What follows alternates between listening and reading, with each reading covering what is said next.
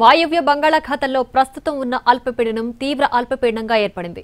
Odisha, west Bengal తీరాలకు సమీపంలో అల్పపీడనం కొనసాగుతోంది. అల్పపీడనానికి అనుబంధంగా ఉన్న ఉపరితల ఆవర్తనం కూడా ఏర్పడింది. రాబోయే 24 గంటల్లో వాయవ్య దిశగా నెమ్మదిగా కదిలి ఒడిశా తీరానికి చేరే అవకాశం ఉందని వాతావరణ శాఖ తెలిపింది. అల్పపీడన ప్రభావం, ఉపరితల ఆవర్తనం, రుతుపవన ద్రోణి ప్రభావంతో విస్తారంగా వర్షాలు కురుస్తున్నాయి.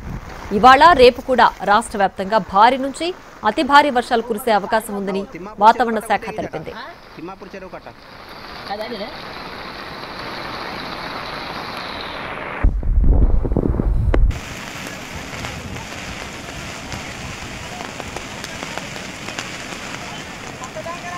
ఇక్కడ ట్యాంకర్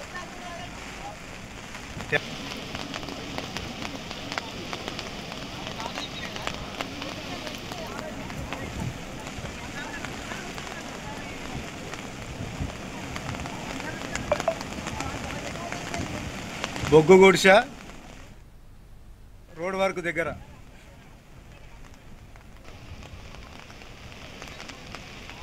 గండేమ్మ కాడ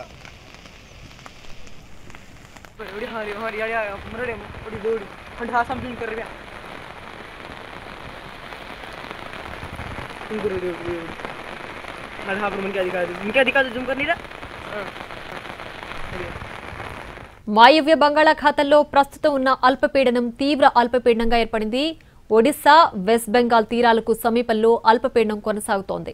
అల్పపీడనానికి అనుబంధంగా ఉన్న ఉపరితల ఆవర్తనం కూడా ఏర్పడింది. ఇంకా దీనికి సంబంధించి పూర్తి డీటెయిల్స్ మా ప్రతినిధి శ్రీకాంత్ అందించడానికి సిద్ధంగా ఉన్నారు. రైట్ శ్రీకాంత్.